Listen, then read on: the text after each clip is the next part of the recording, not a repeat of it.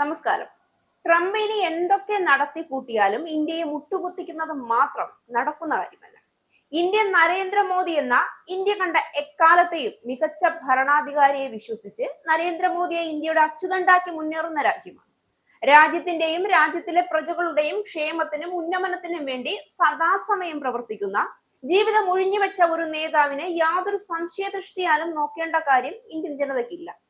ഇത് മാറ്റിവെച്ചാൽ തന്നെയും ഇന്ത്യയിലെ ജനങ്ങൾ എല്ലാ ഇന്ത്യക്കാരും ജാതി മത വർഗ ഭേദമന്യേ സ്വന്തം സഹോദരങ്ങളാണ് എന്ന് പ്രതിജ്ഞ ചെയ്യുകയും അത് ഹൃദയത്തിൽ ചുമക്കുകയും ചെയ്യുന്നവരാണ്. ഇന്ത്യ എന്ന വികാരം, രാജ്യസ്നേഹം രക്തത്തിൽ കലർത്തിയവരാണ്.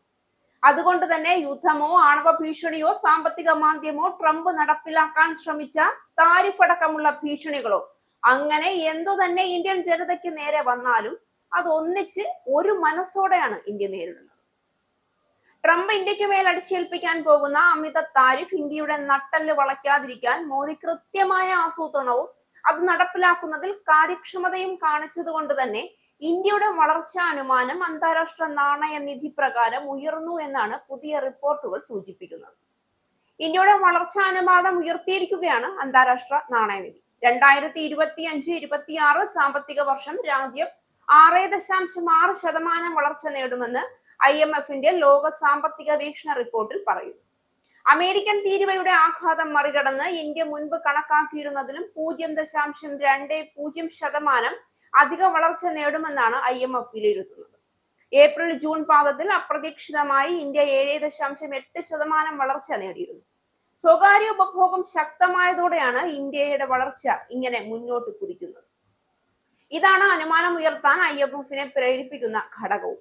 ഈ സാഹചര്യത്തിൽ ലോകത്തെ പ്രധാന സമ്പദ് വ്യവസ്ഥകളിൽ ഏറ്റവും ഉയർന്ന വളർച്ചയുള്ള രാജ്യമായി ഇന്ത്യ തുടരുമെന്നും IMF വ്യക്തമാക്കി. അതേസമയം 2026-27 സാമ്പത്തിക വർഷത്തെ വളർച്ചാ അനുപാതം 0.2% കുറച്ച് 6.2% നടപ്പു സാമ്പത്തിക വർഷം ഇന്ത്യയുടെ വളർച്ച 6.5% എത്തുമെന്ന് കഴിഞ്ഞയാഴ്ച ലോകബാങ്കും സൂചിപ്പിച്ചിരുന്നു. നേരത്തെ കണക്കാക്കിയിരുന്ന 6.3% നിന്നാണ് ലോകബാങ്ക് അനുമാനം ഉയർത്തിയത്. ഇന്ത്യയിൽ നടന്നുവരുന്ന സാമ്പത്തിക പരിഷ്കരണ നടപടികളെ അഭിനന്ദിച്ച് IMF മാനേജിംഗ് ഡയറക്ടർ ക്രിസ്റ്റലീന ജോർജിയവ ഇതിനിടയിൽ രംഗത്തു വരികയും ചെയ്തു. പ്രത്യക്ഷ പരോക്ഷ നികുതി പരിഷ്കാരങ്ങളും ഡിജിറ്റൽ പേയ്മെന്റ് സംവിധാനത്തിന്റെ ത്വരഗതിയിലുള്ള വളർച്ചയും ആധാർ വഴിയുള്ള ഏകീകൃത ഡിജിറ്റൽ തിരിച്ചറിയൽ സംവിധാനവും മികവിന്റെ ഉദാഹരണങ്ങളാണെന്ന് വാഷിംഗ്ടണിൽ നടന്ന ധനമന്ത്രിമാരുടെയും കേന്ദ്ര പ്രതിനിധികളുടെയും യോഗത്തിലാണ് അവർ എടുത്തുകാട്ടിയത്. ഇന്ത്യയുടെ ഭേദഗതികളിൽ സംശയങ്ങളേറെയായിരുന്നു. അത് തെറ്റായിരുന്നുവെന്ന് അവർ തെളിയിച്ചു. ചരക്ക് സേവന നികുതി പരിഷ്കരണവും ഡിജിറ്റൽ പേയ്മെന്റ് രംഗത്തെ വളർച്ചയും അതിന് തെളിവാണ് എന്ന് അവർ വ്യക്തമാക്കി. ആഗോളതലത്തിൽ ശരാശരി വളർച്ച നിരക്ക് 3% മാത്രമാണ്. കോവിഡിന് മുൻപ് ഇത് 3.7% വരെയായിരുന്നു. ചൈനയിൽ വളർച്ചാ നിരക്ക് താഴേക്കാണ്. ഇന്ത്യ പ്രധാന വളർച്ചാ കേന്ദ്രമായി മാറുകയാണെന്നും ക്രിസ്റ്റലീന കൂട്ടിച്ചേർത്തു. തൊട്ടു പിന്നിലുള്ള ചൈന, സൗദി അറേബ്യ എന്നീ രാജ്യങ്ങൾക്ക് പോലും 4.84 എന്നീ അനുമാനത്തിലാണ് വളർച്ചയുണ്ടായിരിക്കുന്നത്. ഇത് നിരീക്ഷിച്ചാൽ തന്നെ ഈ രാജ്യങ്ങളുടെ വളർച്ചാ നിരക്ക് പോലും ഇന്ത്യയുടെ അയലത്ത് പോലും എത്താൻ കഴിഞ്ഞിട്ടില്ല എന്ന് വ്യക്തമാകും.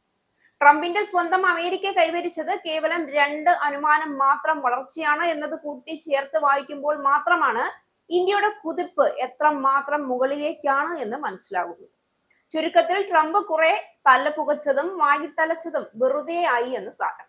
ഇന്ത്യ അതിന്റെ കുതിപ്പ് തുടരുക തന്നെ ചെയ്യും. കാരണം ഇന്ത്യയുടെ തേര് തെളിക്കുന്നത് നരേന്ദ്രമോദി എന്ന മനുഷ്യനാണ്. ഇസ്രായേലിന്റെ 5 സൈനിക താവളങ്ങളിൽ കനത്ത നാശനഷ്ടം. മോദി വെളിപ്പെടുത്തുന്ന ഇന്ത്യയുടെ വികസനത്തിന്റെ മയക്കുമരുന്ന് വിൽപ്പനയ്ക്കെതിരെ ശക്തമായ നടപടിയെടുത്ത് ഷാർജ പോലീസ്. അമേരിക്കയിലെ സാധാരണ മനുഷ്യരോട് കൂടിയാണ് കോൺഗ്രസിനുള്ളിൽ പങ്കുവയ്ക്കാൻ ഓപ്പറേഷൻ സിന്ദൂറിൽ ഉപയോഗിച്ച